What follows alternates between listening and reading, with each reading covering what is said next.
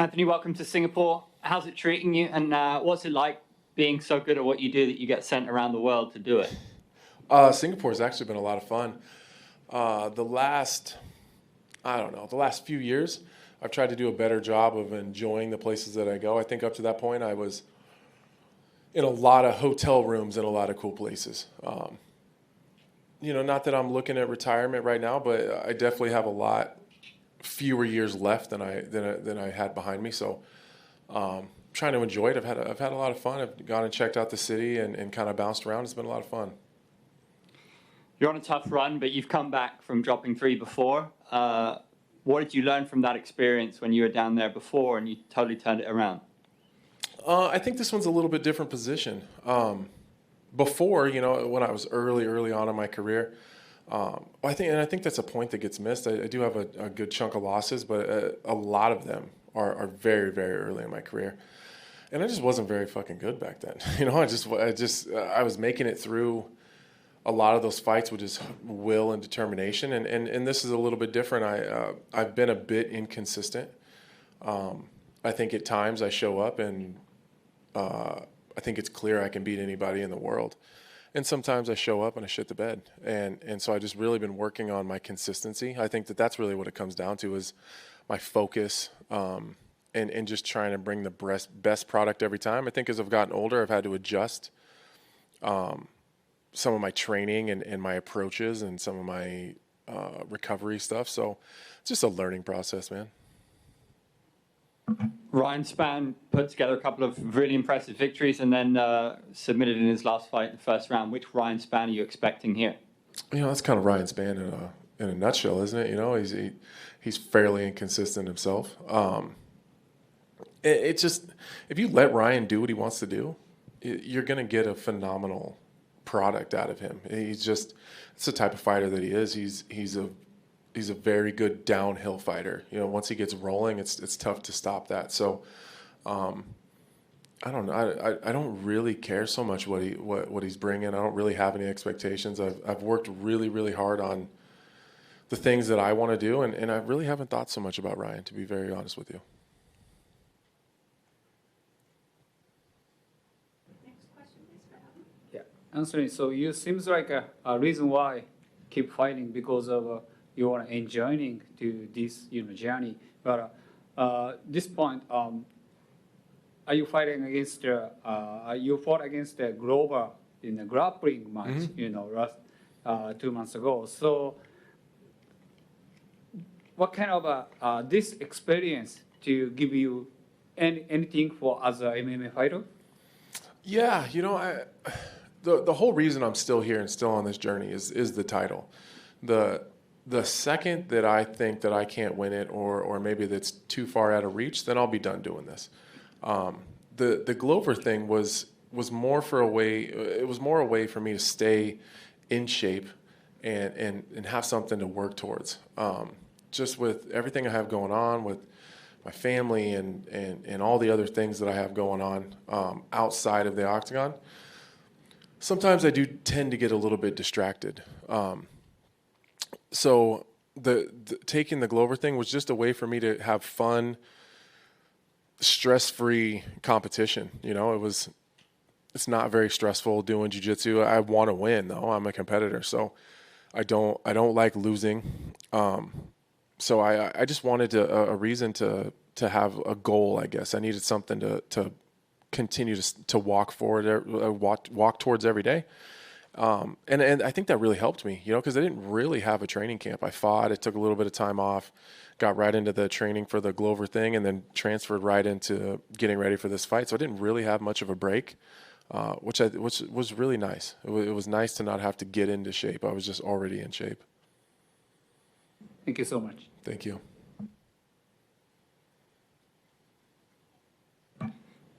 You have a nice history with Glover and some pretty historic moments. How much would it intrigue you to face Alex Pereira? Because in terms of what your goal, he's perfectly placed, and it would be intriguing maybe to fight, Glover's student, friend, training partner there. Yeah, I think that'd be a lot of fun. I like that fight. I like what Alex has brought to the division. I have got a lot of respect for him and his game.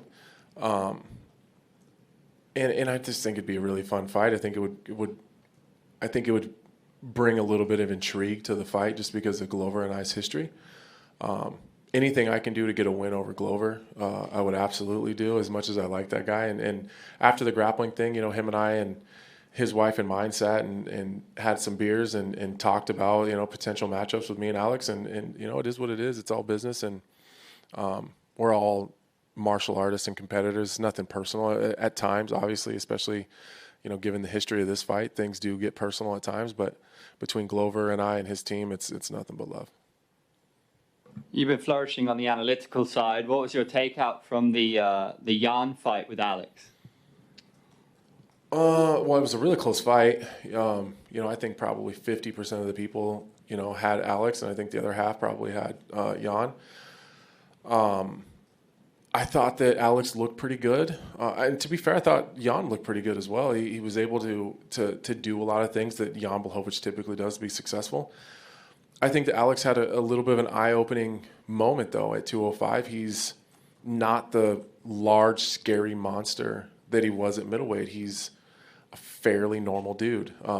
Now, because he's so technical and has such an incredible striking game, he's always going to be special. But in terms of just his size and power, he doesn't stand out amongst all of the 205ers. I mean, I don't think that Alex Pereira is more powerful and explosive than an Alexander Rakic. He's not going to be stronger than a guy like Ankalaev, or you know what I mean? Like these dudes are big, powerful, hard-hitting dudes, every single one of them. So because he's such a good striker, he's still going to be special. But it's not going to be just his power and his strength that's going to push him over the top anymore. But I thought he looked good. I thought that his conditioning looked really good, especially at altitude in Utah. I think we've seen Jan Blachowicz had a really tough time with that after the first round. A grappling heavy, he looked really gassed after the first. His takedown defense was improved. He looked good even when he was taken down. He had his back taken. He fought well from the bottom, which makes a lot of sense because he does spend a lot of time with Glover, and you're not going to find a much better MMA grappler than that. So it looked to me like he was improving. Jan looked like the same Jan that we've seen time and time again. But, at 38 or 39 years old, I don't know how much more improving Jan has to do. But with that said, I thought Jan looked really good as well. We've seen changes at 205 ever since John Jones went up, having held the belt for so long. The best man doesn't always hold the belt, but who in your mind is the best in this division right now? Wow, that's a great question.